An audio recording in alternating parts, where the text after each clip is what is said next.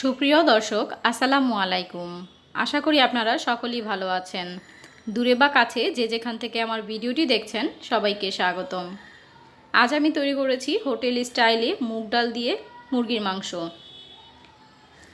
মুগ ডালটা খেতে কিন্তু এমনিতেই অনেক টেস্টি হয়ে থাকে, তার উপর যদি আবার মুরগির মাংস দিয়ে রান্না করা হয় তাহলে কিন্তু অনেক বেশি মজাদার হয়ে থাকে।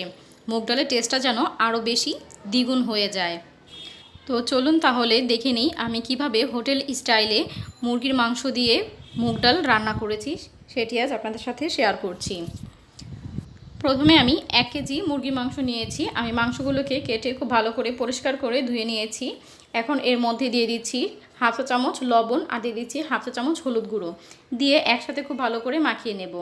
দেখতে পাচ্ছেন আমি মাখিয়ে নিয়েছি। এবার আমি এইটিকে 10 মিনিটের জন্য একটা সাইডে রেখে দিব। আর এদিক দিয়ে আমি মুগ ডাল নিয়ে নিয়েছি। এখানে আমি মুগ ডাল নিয়েছি 250 গ্রাম, মুরগির মাংস নিয়েছি 1 কেজি আর মুগ ডাল নিয়েছি 250 গ্রাম। এখন মুগ ডালগুলোকে আমি একটু ভেজে নেব। উল্টে পাল্টে একটু হালকা করে ভেজে নেব।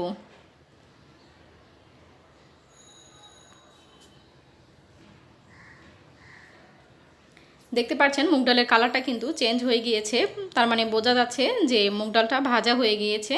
তো এখন আমি চুলা থেকে নামিয়ে নেব।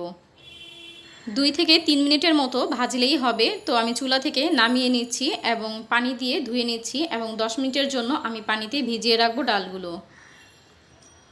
এরপর আমি চুলায় একটি ফ্রাই প্যান দিয়েছি এবং তাতে তেল দিয়ে তেলটাকে গরম করে এর মধ্যে আমি চিকেনগুলো ভাজতে চলে এসেছি। তো আমি সবগুলো চিকেন এক এক করে দিয়ে দিচ্ছি।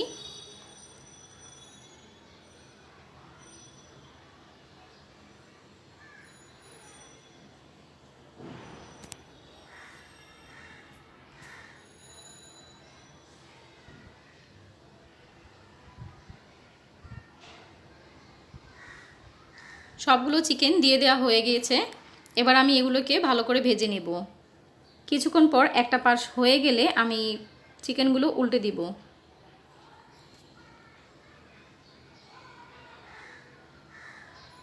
ভাজার সময় একটু লক্ষ্য রাখবেন বা সাবধানে থাকবেন। চিকেন ভাজার সময় কিন্তু অনেক পরিমাণে তেল ছিটে, তাতে হাতে ফোসকা পড়ে যায় এবং হাত জ্বালা পোড়া করে। তো সাবধানে কাজ করবেন।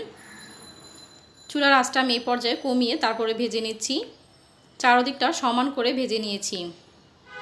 সবগুলো চিকেন ভাজা হয়ে গেলে তুলে নিব তেল থেকে। চিকেনগুলো ভাজা হয়ে গিয়েছে, আমি এবার তেল থেকে চিকেনগুলো তুলে নিচ্ছি এবং বাকি যে চিকেনগুলো ছিল আমি সেগুলো ভেজে নিব। সবগুলো চিকেন তুলে নিচ্ছি। এরপর কড়াইতে আমি পরিমাণ মতো তেল দিয়ে দিয়েছি এবং তেলটা গরম হয়ে আসলে এর মধ্যে আমি পেঁয়াজ কুচি দিয়ে দিচ্ছি।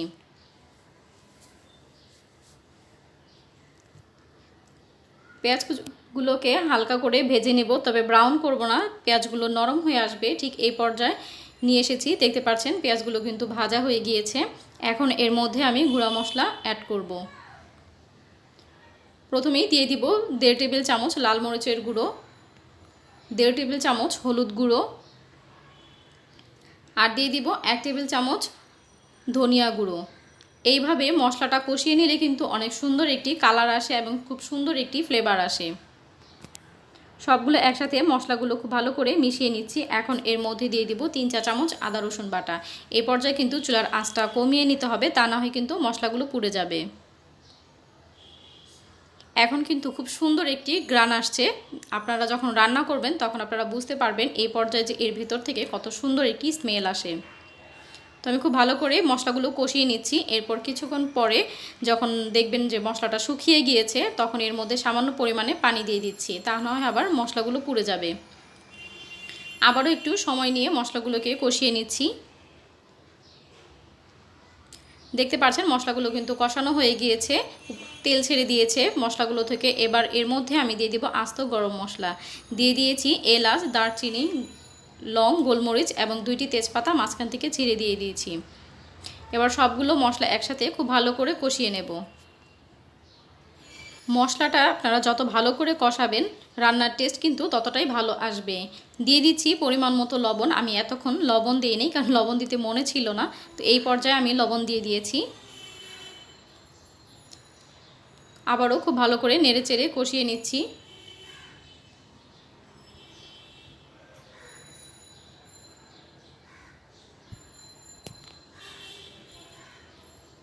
দেখতে পাচ্ছেন আমি কিন্তু অনেকটা সময় নিয়ে মশলাটাকে কষিয়ে নিয়েছি।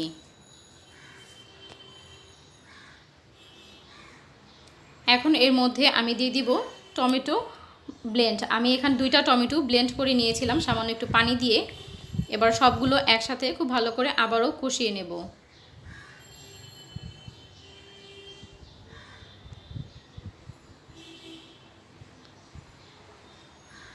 খুব ভালো করে মিশিয়ে কষিয়ে নিচ্ছি।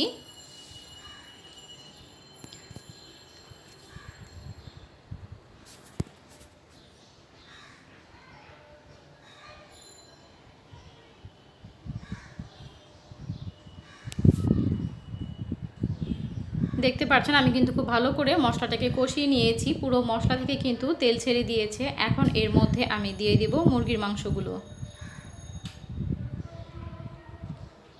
এবার মুরগির মাংসগুলোকে এই মশলার সাথে মিশিয়ে আবারও মিনিট 5 মতো কষিয়ে নেব।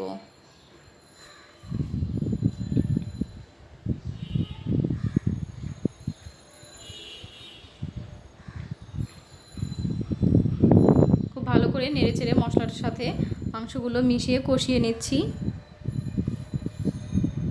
প্রায় 5 মিনিটের মতো কষানো হয়ে গেলে এখন এর মধ্যে আমি মুগ ডালগুলো দিয়ে দিব।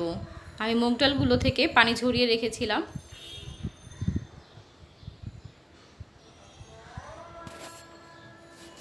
সবগুলো ডাল দিয়ে দিয়েছি। এবার মাংসর সাথে ডালগুলোকে খুব ভালো করে মিশিয়ে নিচ্ছি নেড়েচেড়ে। আমি আবারও 5-6 মিনিটের মতো ডালগুলোকে কষিয়ে নেব।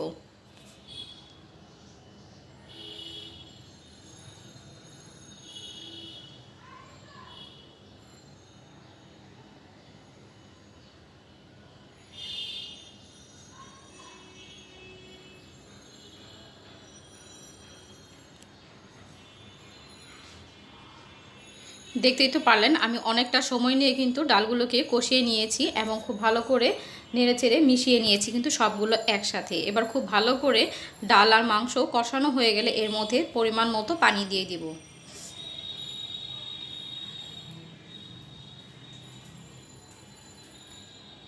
দেখতে পাচ্ছেন আমি পানিটা কি পরিমাণ দিয়েছি। এবার আবারও একটু নেড়েচেড়ে মিশিয়ে নিচ্ছি।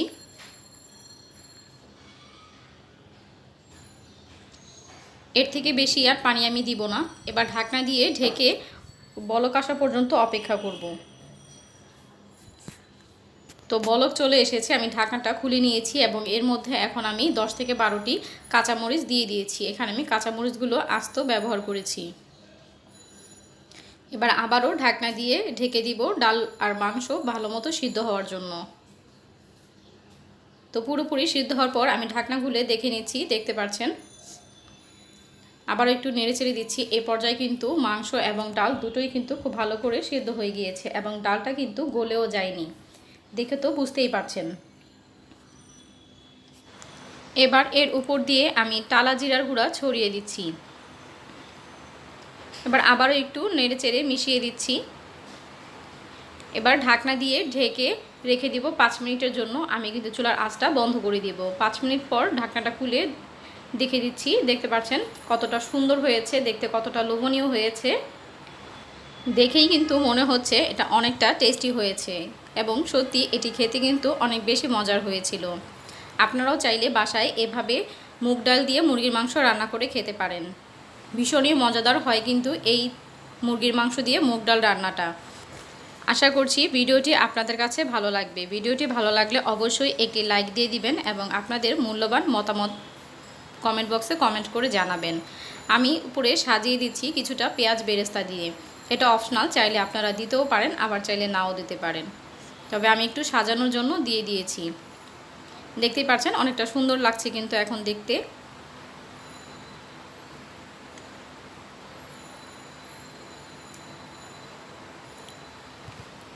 তো আশা করছি এই রেসিপিটি আপনাদের সকলেরই খুবই ভালো লাগবে।